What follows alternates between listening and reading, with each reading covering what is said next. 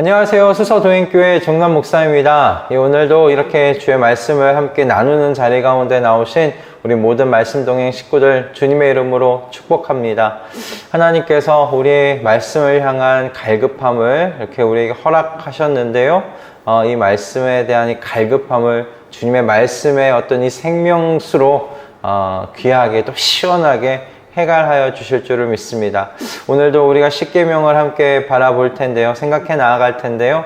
주님께서 우리의 삶의 테두리를 어떻게 건강하게 세워 살아가기를 소원하시는지 하나님의 그 마음을 만나시는 귀하고 복된 이 말씀의 나눔의 자리가 여러분 되었으면 좋겠습니다. 우리 함께 기도함으로 주님 제게 주의 마음을 알게 해주십시오. 그 기도를 드리면서 우리 함께 말씀의 자리 가운데 나아가겠습니다. 기도하겠습니다.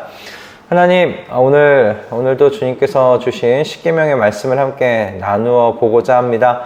이 말씀 안에 두신 주님의 마음을 저희가 더욱더 깊이 헤아릴 수 있는 귀하고 복된 시간 되어지도록 인도하여 주시옵소서. 깨닫는 은혜가 있게 하여 주시고 그것을 통해 우리의 삶을 다시 한번 조정해 나아가는 귀하고 복된 이 말씀의 자리, 은혜의 자리가 되어지도록 주님 함께하여 주시옵소서. 인도하여 주시옵소서. 주님께서 그와 같이 우리에게 주님의 마음을 만나고 주님의 마음에 따라 귀하고 복된 삶을 살기로 결단하도록 인도해 가실 것을 믿고 우리 주 예수 그리스도의 이름으로 기도드립니다. 아멘. 오늘 우리에게 주시는 하나님의 말씀은요, 출애굽기 20장 15절의 말씀입니다. 출애굽기 20장 15절의 말씀, 한 절의 말씀입니다. 제가 봉독하도록 하겠습니다. 도둑질하지 못한다. 아멘. 네, 오늘 우리가 함께 나눌 이 십계명 중에 8계명은 여러분 두 가지를 전제로 하고 있는 계명이라는 것을 좀 먼저 알아두셔야 합니다. 첫 번째는 무엇이냐면 이 8계명은 우리 개인의 재산, 그러니까 사유 재산을 인정하는 것을 전제로 하고 있더라는 것입니다. 도둑질한다는 것은 단순하게 정의하자면 다른 타인의 것, 다른 사람의 것을 훔치는 행위가 이 도둑질 아니겠습니까? 그렇기 때문에 이 도둑질이라는 것이 이게 인정이 되려면, 도둑질이 되려면 내 것과 내 것이 구분이 되어 있어야 한다라는 것이죠. 내 것과 내 것이 구분되어 있지 않을 때는 이 도둑질이라는 것이 여러분 도둑질이라고 말할 수 있는 것이 안 됩니다. 도둑질이 될 수가 없어요. 이것도 내 것이고 저것도 내 것인데 어떻게 그것을 도둑질이라고 이야기를 할 수가 있겠습니까? 그러므로 이 8계명은 먼저 나의 재산, 사유 재산을 인정하고 있는 계명이라는 것이죠. 그런데 여러분 두 번째로 우리가 가지고 있어야 될 인식이 무엇이냐면, 사고가 무엇이냐면 사유 재산의 출처가 나로부터 온 것이 아니라 온 세상의 주님이신 하나님으로부터 왔다라는 그 사고를 가지고 있어야 한다는 겁니다. 다시 말해 쉽게 얘기하면 청지기적 정신을 가지고 있어요. 그것이 베이스로 깔려 있는 거예요. 하나님께서 도둑질하지 못한다 라고 말씀하신 이유가 여러분 세상에 사실 모든 사람들에게 하나님께서 당신의 기쁘신 뜻 안에서 그들 각 사람에게 알맞는 것을 주신 것이죠. 그러므로 각 사람의 그 소유, 각 사람이 가지고 있는 건 각 자기 자신의 것이기에 앞서서 하나님의 것이었다라는 겁니다. 하나님께서 하나님의 것을 잠시 우리에게 그분의 기쁘신 뜻을 따라서 맡기셨다는 거예요. 물론 우리가 가지고 있는 이 사유재산, 우리가 가지고 있는 재산에 우리의 힘과 노력이 들어가지 않은 것은 아닙니다. 그러나 그곳에 사용되는 힘과 능력과 지혜와 어떤 성실과 건강, 그리고 무엇인가를 얻는 그 재산화되는 데 있어서는 그 타이밍이라는 것이 중요한데, 그 타이밍, 그 모두가 다 하나님의 것 아닙니까? 하나님이 주신 것이죠. 그러므로 그리스도인은 자신에게 주어져 있는 그 사유재산을 여러분 오롯이 내 노력으로 얻어진 나의 것이라고 생각하지 않습니다. 하나님께서 하나님의 것을 잠시 내게 맡겨주신 것이라고 그렇게 여기죠. 때문에 여러분, 도둑질이 죄가 되는 이유가 무엇이겠어요? 하나님께서 다른 사람에게 하나님의 기쁘신 뜻 안에서 맡기신 거예요. 근데 그것을 자신의 것으로 삼으려고 하는 것. 여러분, 그게 도둑질이거든요. 그러면 이 도둑질이 하나님 앞에 죄가 되는 거예요. 하나님의 기쁘신 대로 맡겨주신 그것을 탐하는 것이기 때문에 여러분, 그것 죄라는 거예요. 다시 말해서 하나님께서 내게 주신 것으로 나 만족하지 못하겠어. 하나님이 내게 맡기신 것만으로 나는 만족하지 못해. 다른 사람에게 주신 것이 더 귀하고 탐해 보이는 겁니다. 탐스러워 보이는 거예요. 저 내 거 만들어야 되겠다. 그게 도둑질입니다. 그게 죄입니다. 그러니까 자족하지 못하고 탐욕 가운데 빠질 때 여러분, 그 인생이 도둑질하면서 사는 인생이 되는 겁니다. 여러분, 밤중에 타인의 집에 몰래 들어가 타인의 물건을 가져오는 것만을 여러분, 그게 도둑질이라고 이야기를 하지 않아요. 하나님께서 말씀하신 도둑질은 주님이 주신 것 외에 더 탐욕스럽게 내 것으로 만들려고 하는 그 모든 행위, 여러분, 그것이 도둑질입니다. 이게 8계명 가운데 가지고 있는 기본적인 어떤 전제 두 가지인데요. 그렇다면 하나님께서는 이 도둑질하지 못한다라는 이 명령을 통해 하나님의 백성에게 무엇을 가르치시고자 하시는 것일까요? 여러분, 첫 번째는 하나님께서 가르치시려는 삶이 있어요. 그게 무엇인가? 자족하는 삶이고요. 그리고 구제하는 삶이에요. 도둑질하지 못한다는 말씀은 하나님께서 도둑질하지 않아도 살아갈 수 있도록 채워주시는 하나님이시라는, 여러분, 그 가르침이 또한 거기 안에 있는 것 아니겠습니까? 도둑질하지 마. 그 이야기는 무엇입니까? 뒤에 남아있는 건 뭐예요? 도둑질하지 않으면서도 살아갈 수 있도록 내가 해줄게 라는 말씀 아닙니까? 그러므로 하나님께서는 어떤 하나님이신가? 각자에게 필요한 만큼 주시는 하나님이세요.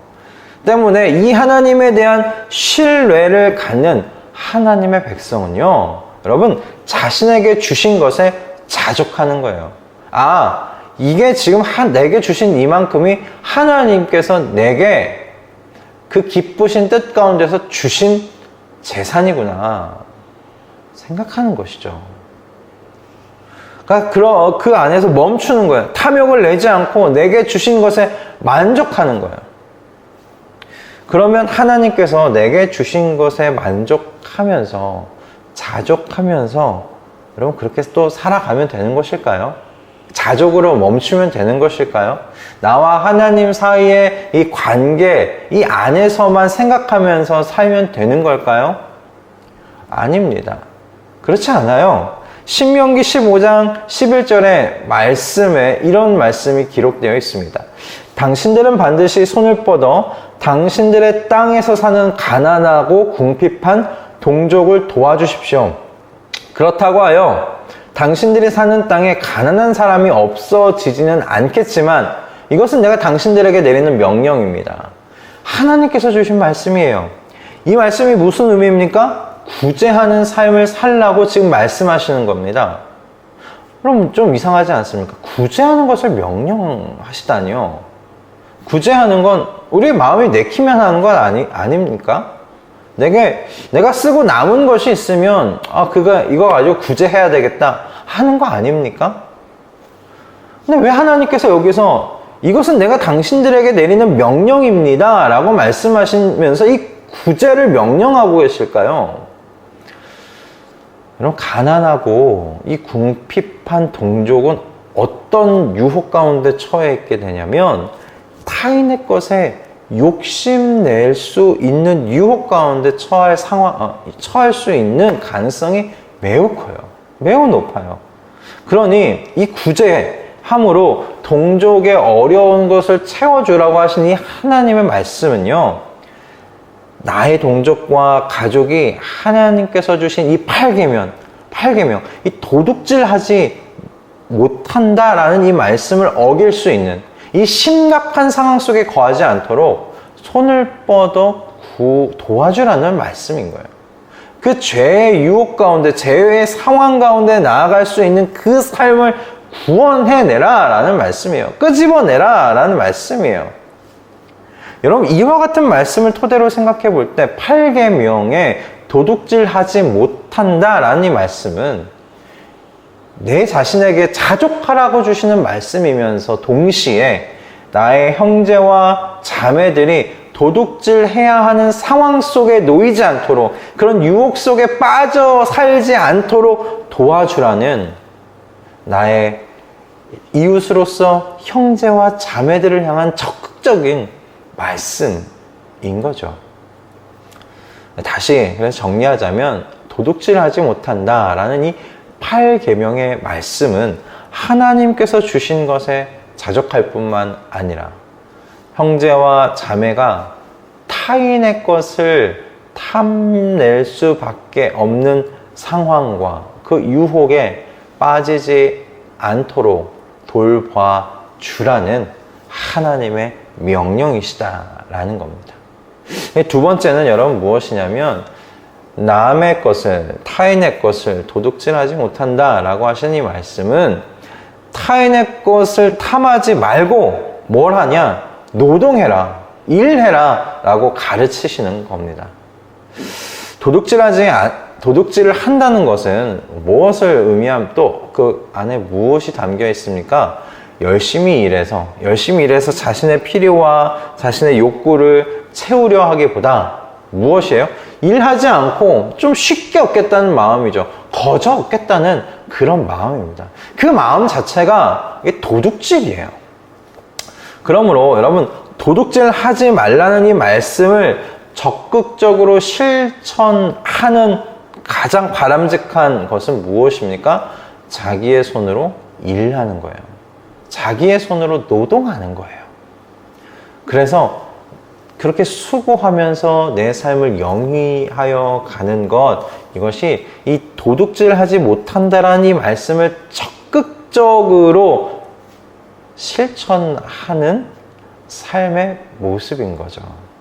에베소서 4장 28절에는 다음과 같은 말씀이 기록되어 있습니다. 도둑질하는 사람은 다시는 도둑질하지 말고 수고를 하여 제 손으로 떳떳하게 벌이를 하십시오. 그리하여 오히려 궁핍한 사람들에게 나누어 줄 것이 있게 하십시오. 에베소서 4장 28절은 이 8계명의 말씀을 이게 지키라고 지금 먼저 말하고 있죠. 도둑질하는 사람은 도둑질하지 마십시오. 그러나 거기에 멈추지 않고 있어요. 무엇이라고 이야기합니까? 수고를 해서, 일해서 당신의 손으로 떳떳하게 벌이를 하십시오.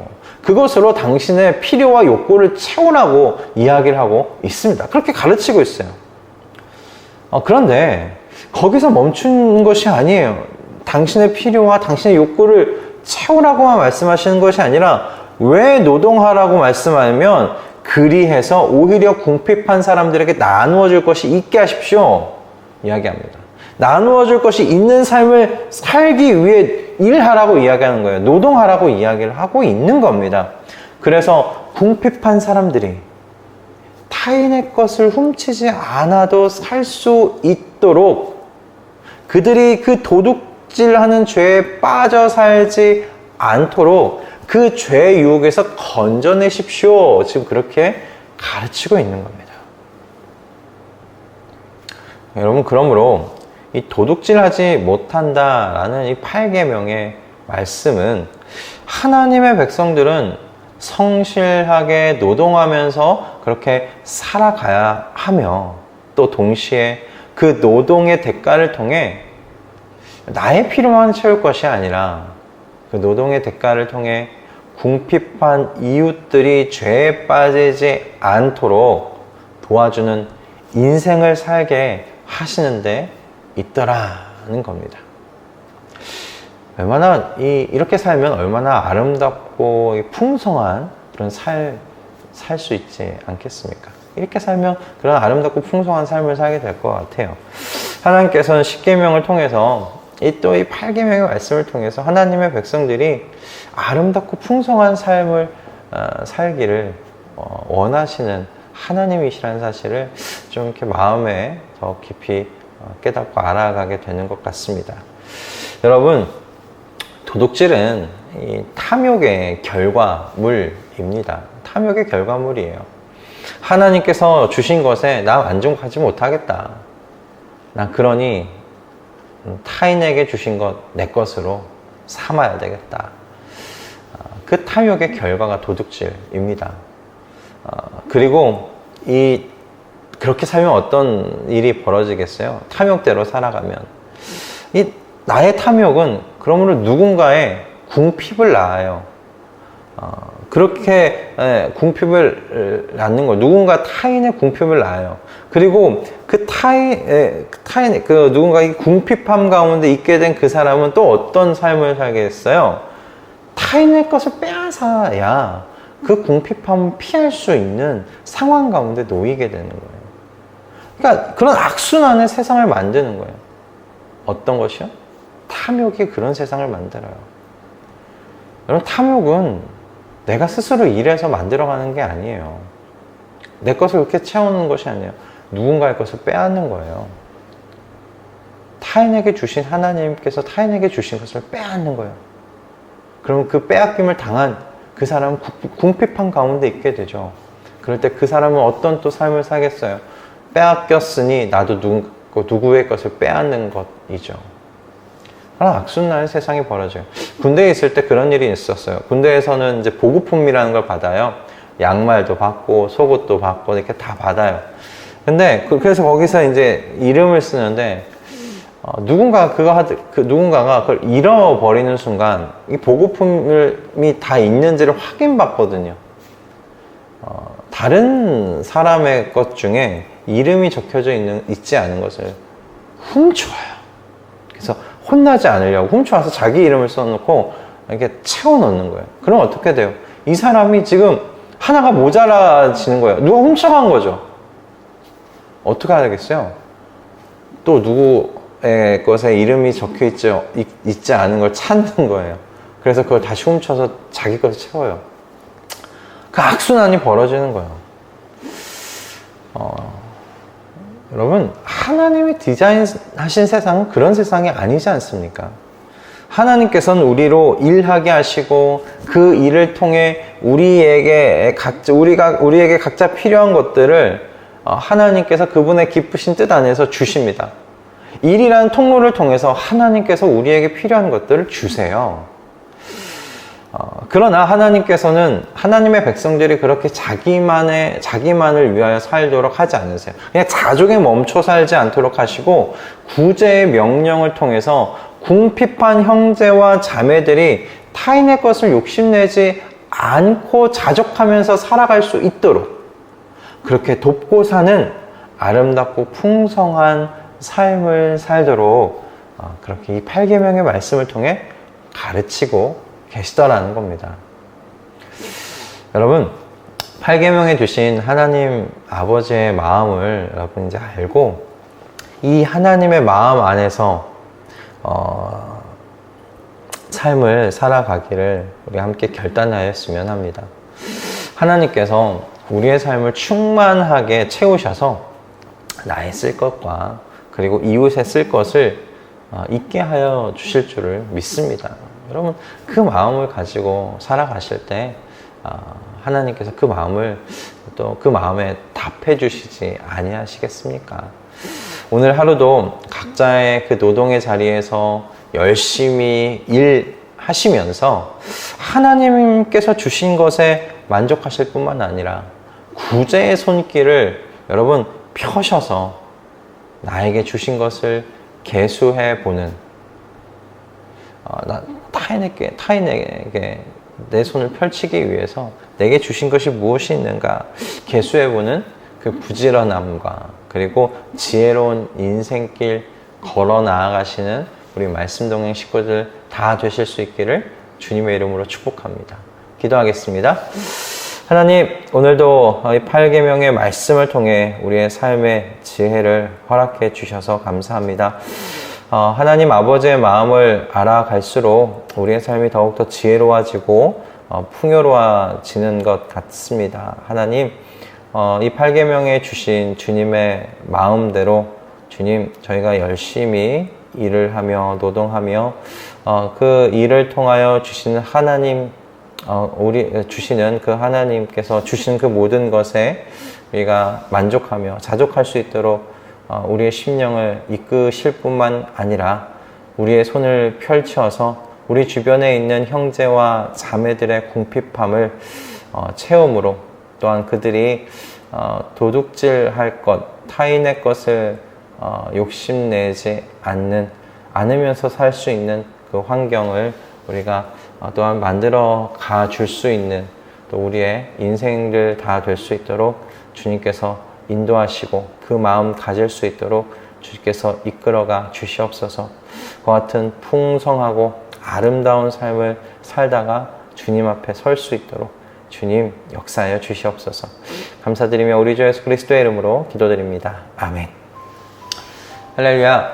오늘 이 말씀, 도둑질하지 못한다 라는 이 말씀이 어떻게 여러분들 마음 가운데 또 하나님의 음성으로 다가가셨는지 모르겠습니다. 하나님께서 이 말씀을 통해서 정말 청지기적으로 살아갈 것을 말씀하시는 것 같아요. 제게 주신 그 모든 것 결국 하나님께서 다 주신 것이죠. 그것을 통해 자족할 뿐만 아니라 또 우리 형제와 자매들의 삶을 돌아보면서 그들도 타인의 것을 탐하지 않고도 살아갈 수 있도록 돕는다면 그것이 얼마나 귀하고 복된 아름다운 삶이겠습니까? 여러 가지의 모습이 있을 거예요. 구제의 모습이 있을 것이고요. 조금 더 능력이 되고 하나님께서 주신 어떤 재물의 그리고 능력의 차이에 따라 또 일자리를 만들어낼 수도 있지 않겠습니까? 더욱더 적극적인 모습이겠죠. 일자리를 만들어낸다는 것. 그래서 일자리를 만들어서 그들로 하여금 일하게 해서 타인의 것을 탐하지 않아도 살아갈 수 있도록 해준다면 얼마나 아름다운 또 그 삶입니까?